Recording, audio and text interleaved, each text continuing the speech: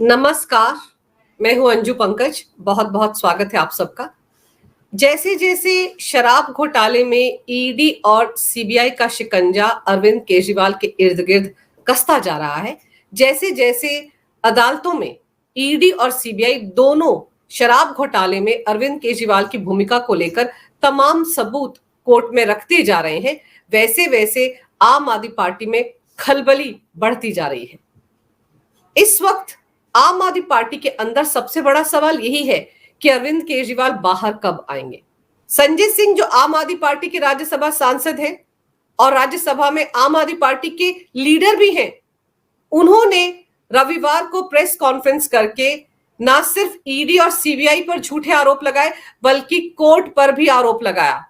उन्होंने यहां तक कहा कि राउज एवेन्यू कोर्ट ने तो बिल्कुल सही फैसला दिया था अरविंद केजरीवाल को लेकर, यानी कि संजय सिंह की और आम आदमी पार्टी की सुई अभी भी 20 जून को राउज एवेन्यू कोर्ट की तरफ से तमाम नियम कायदों को ताक पर रखकर जो फैसला सुनाया गया था वहीं पर उनकी सुई अटक गई है। संजय सिंह को उसके बाद दिल्ली हाई कोर्ट में क्या हुआ वो याद नहीं है, उस तरफ वो देखना भी नहीं चाहते, उस बारे में वो बात भी नहीं करना चाहते। उनका कहना था कि राउज एवेन्यू कोर्ट ने अरविंद केजरीवाल को जमानत दे दी थी और उसके बाद अवैध तरीके से ईडी की टीम दिल्ली हाई कोर्ट चली गई, जबकि उनको दिल्ली हाई कोर्ट जाने का कोई अधिकार ही नहीं था क्योंकि उनके पास तो राउज एवेन्यू कोर्ट के फैसले की कॉपी भी नहीं थी। इसलिए ईडी अवैध तरीके से दिल्ली हाई कोर्ट चले गई और दिल्ली हाई कोर्ट से उन्होंने स्टे ले लिया। यहीं पर संजय सिंह गलत है। वो एक राज्यसभा सांसद है, उनको पता होना चाहिए कि इस तरह की भाषा अगर वो अदालतों के लिए इस्तेमाल करेंगे, जांच एजेंसियों के लिए इस्तेमाल करेंगे तो उनके लिए भी ये सही नहीं है। ईडी ने स्टे लिया नहीं था बल्कि स्टे लगाया था दिल्ली हाई कोर्ट ने। दिल्ली हाई कोर्ट ने ईडी की तरफ से जो बातें कोर्ट के सामने रखी गई थी उनका संज्ञान लिया, क्योंकि ईडी ने कहा था कि उनकी तरफ से जो सबूत रखे गए थे राउज एवेन्यू कोर्ट के सामने, उन सबूतों का संज्ञान राउज एवेन्यू कोर्ट ने नहीं लिया, उन्हें बहस करने का मौका भी नहीं दिया गया। और पीएमएलए एक्ट में जो सेक्शन 45 होता है, जिसके तहत निचली अदालत में जब भी ईडी के मामले में किसी आरोपी को जमानत दी जाती है तो ईडी का पक्ष सुना जाता है, उस नियम का भी राउज एवेन्यू कोर्ट ने उल्लंघन किया था। ये सारी बातें ईडी ने दिल्ली हाई कोर्ट के सामने रखी, तब दिल्ली हाई कोर्ट ने तीखी टिप्पणियां की थी राउज एवेन्यू कोर्ट के फैसले पर। सबसे बड़ी बात तो ये कही थी दिल्ली हाई कोर्ट ने कि राउज एवेन्यू कोर्ट ने तथ्यों की तरफ ध्यान नहीं दिया और फैसला सुनाते समय अपने दिमाग का इस्तेमाल नहीं किया, और ये भी कहा कि दुर्भावना से ग्रस्त होकर ईडी अरविंद केजरीवाल के खिलाफ कार्रवाई नहीं कर रही है। ये मामला पहले भी दिल्ली हाई कोर्ट में आ चुका है और दिल्ली हाई कोर्ट ने ही साफ किया था कि ईडी के पास अरविंद केजरीवाल के खिलाफ पुख्ता सबूत है। अरविंद केजरीवाल की सीएम के तौर पर भी शराब घोटाले में भूमिका रही है और आम आदमी पार्टी के संयोजक के तौर पर भी भूमिका रही है। इसलिए ईडी की गिरफ्तारी अवैध नहीं है। ईडी ने ठीक तरीके से तमाम नियम कायदों को फॉलो करते हुए अरविंद केजरीवाल को गिरफ्तार किया था। तो जब राउज एवेन्यू कोर्ट की तरफ से ये टिप्पणी की गई कि दुर्भावना से ग्रस्त होकर ईडी अरविंद केजरीवाल के खिलाफ कार्रवाई कर रही है, तो इसे दिल्ली हाई कोर्ट ने अपना अपमान बताया था, अपनी तौहीन माना था। उन्होंने कहा था कि इस तरह से निचली अदालत ऊपरी अदालत के फैसले पर उंगली नहीं उठा सकती। इसके बाद से आम आदमी पार्टी तिलमिलाई हुई है। संजय सिंह जो कब सच बोलते हैं कब झूठ बोलते हैं ये उनको भी नहीं पता। और फिर अरविंद केजरीवाल के मामले में संजय सिंह ये कह रहे हैं कि जो जांच एजेंसियां हैं, चाहे सीबीआई है या ईडी है, उन्होंने गलत तथ्य रखे हैं अदालतों के सामने, अदालतों को गुमराह किया है, यानी कि अदालतें गुमराह हो गईं, ईडी और सीबीआई के जाल में फंस गईं। उनका यह भी दावा है कि ईडी और सीबीआई के पास तो अरविंद केजरीवाल के खिलाफ सबूत ही नहीं है। अरे वाह, अगर सबूत नहीं होते तो अरविंद केजरीवाल तो कब के छूट जाते, क्योंकि अदालतें सबूतों पर काम करती हैं, भावनाओं पर नहीं बहती या फिर दुर्भावना से प्रेरित होकर फैसले नहीं लेती। सिर्फ और सिर्फ जांच एजेंसियों की तरफ से जो सबूत उस मामले में कोर्ट में रखे जाते हैं, अदालतें उनके आधार पर फैसला सुनाती हैं। लेकिन आम आदमी पार्टी के राज्यसभा सांसद ये कह रहे हैं कि ईडी की तरफ से झूठे सबूत अदालतों के सामने रखे गए और अदालतों ने उसी आधार पर फैसला सुनाया। संजय सिंह यहीं पर नहीं रुके, उन्होंने ये भी आरोप लगाया कि दरअसल ईडी दुर्भावना से ग्रस्त होकर अरविंद केजरीवाल के खिलाफ कार्रवाई इसलिए कर रही है क्योंकि उन्हें पीएम मोदी ने आदेश दिया है। पीएम मोदी के आदेश पर ही अरविंद केजरीवाल को फंसाया जा रहा है। यहां पर संजय सिंह ये भूल गए कि ईडी के पास अरविंद केजरीवाल के खिलाफ जो सबूत हैं वो कहीं बाहर के नहीं है, बल्कि आम आदमी पार्टी के अंदर के जो नेता हैं और कार्यकर्ता हैं उन्होंने भी अरविंद केजरीवाल को लेकर गवाहियां दी हैं। विजय नायर, जो आम आदमी पार्टी का मीडिया प्रभारी हुआ करता था, नवंबर 2022 से तिहाड़ जेल में बंद है। उसने भी ईडी को पूछताछ के दौरान ये जानकारी दी है कि साउथ लॉबी से 100 करोड़ रुपए लिए गए हैं, आम आदमी पार्टी को 100 करोड़ मिले हैं और उसी ने समीर महेंद्रू से फेस ऐप पर अरविंद केजरीवाल की बात करवाई थी और फिर 100 करोड़ रुपए अरविंद केजरीवाल और सिसोदिया को दिए गए हैं। ये जानकारी तो के कविता ने भी ईडी को दी थी और कहा था कि एक साजिश रची थी तीनों ने मिलकर। साउथ लॉबी के लोग चाहते थे कि उनकी दिल्ली के शराब कारोबार में एंट्री हो, इसकी एवज में आम आदमी पार्टी ने 100 करोड़ रुपए मांगे थे और के कविता ने वो 100 करोड़ रुपए दिए थे। उन्हीं 100 करोड़ रुपए में से 45 करोड़ रुपए को गोवा विधानसभा चुनाव से पहले हवाला के जरिए वहां पर ट्रांसफर किया गया था। विनोद चौहान, जिसे मई महीने में ईडी ने गिरफ्तार किया है, उसकी भी बहुत बड़ी भूमिका रही है पैसे को ट्रांसफर करने में। 25 करोड़ रुपए उसने अभिषेक बोनापल्ली के कहने पर के कविता के पीए से लिए थे। वो 25 करोड़ रुपए उसने जब लिए थे उस वक्त उसने उनकी फोटो खींचकर अरविंद केजरीवाल को भेजी थी। विनोद चौहान के मोबाइल फोन से वो फोटो भी मिली है ईडी की टीम को और बाद में उसने वो पैसा हवाला ऑपरेटर्स के जरिए गोवा पहुंचाया था। अरविंद केजरीवाल गोवा विधानसभा चुनाव के दौरान 6 से 7 बार वहां पर गए थे। हर बार उनके होटल का बिल उसी पैसे से चुकाया गया था। और फिर आम आदमी पार्टी के 16 ऐसे नेता हैं जो गोवा विधानसभा चुनाव में उम्मीदवार थे आम आदमी पार्टी के, उनकी गवाहियां भी ईडी ने दर्ज की हैं। उन्होंने भी बताया है कि उनको पैसा कैश में दिया गया था। पैसा विजय नायर के कहने पर चंद्रप्रीत ने उन तक पहुंचाया था। तो जब आम आदमी पार्टी के अंदर के नेता ईडी को ये जानकारी दे रहे हैं कि साउथ लॉबी से 100 करोड़ रुपए मिले थे और गोवा विधानसभा चुनाव में आम आदमी पार्टी ने कैश में पैसा खर्च किया था, तो बार बार ये बातें जो आम आदमी पार्टी की तरफ से उठाई जाती हैं और संजय सिंह भी कह रहे हैं कि पैसा तो मिला ही नहीं, ईडी ने पैसा बरामद ही नहीं किया। ये बात तो सुप्रीम कोर्ट में भी उठी थी सिसोदिया की जमानत के दौरान। तब ईडी ने सुप्रीम कोर्ट को बताया था कि पैसा बरामद हो ही नहीं सकता क्योंकि सारा पैसा आम आदमी पार्टी ने गोवा, गुजरात, हिमाचल और पंजाब विधानसभा चुनाव के दौरान खर्च कर दिया है।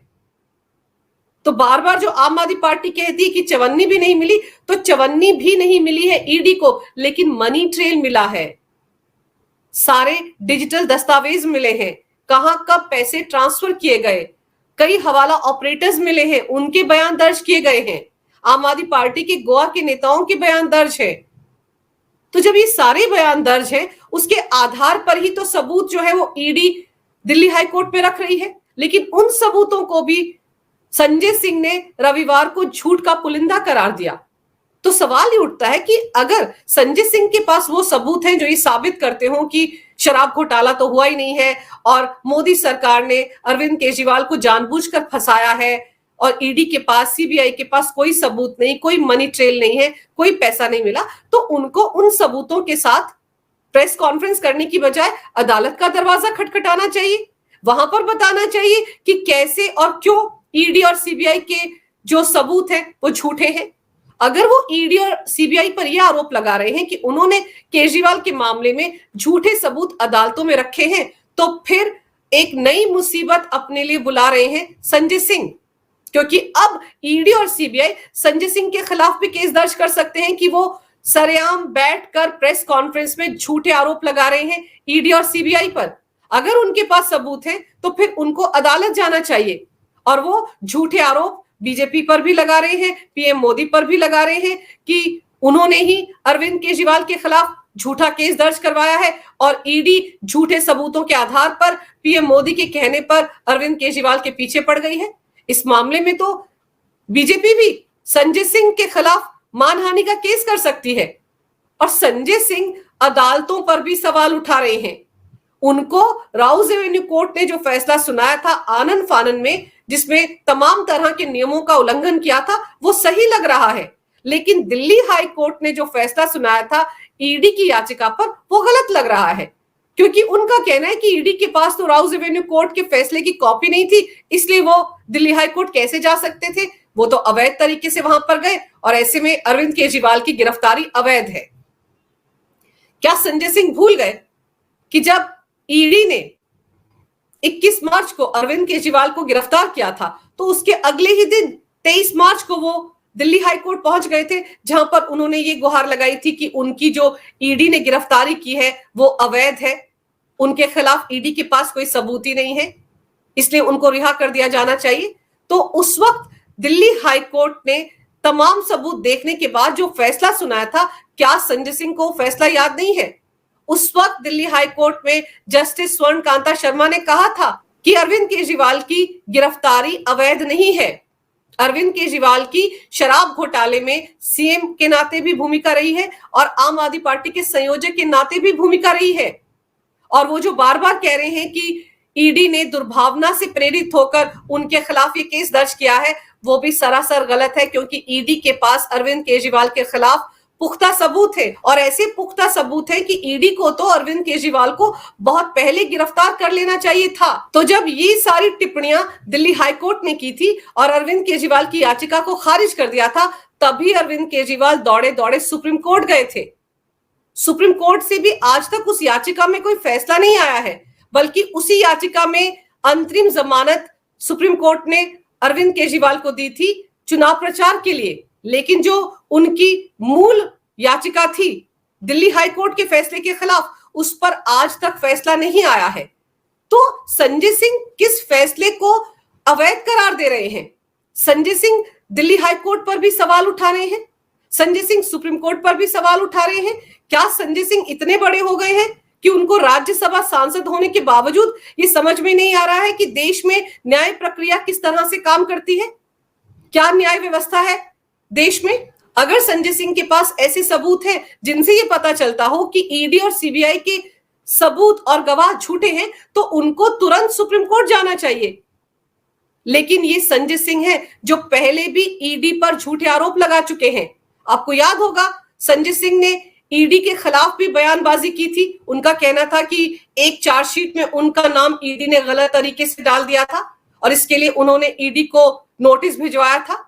और तब संजय सिंह ने यह दावा किया था प्रेस कॉन्फ्रेंस में कि ईडी ने उनसे माफी मांगी है, जबकि ऐसा कुछ नहीं हुआ था। उस चार्जशीट में 4 जगह पर संजय सिंह का नाम है, सिर्फ एक जगह पर उनका नाम गलत तरीके से लिखा गया था। उसके लिए ईडी ने उसी वक्त कोर्ट में ये बात मान ली थी कि संजय सिंह का नाम गलती से यहां लिखा गया है। लेकिन संजय सिंह ने उस मामले को भी इस तरह से भुनाया था कि ये कहा था कि ईडी ने तो अपनी गलती के लिए उनसे माफी मांगी है।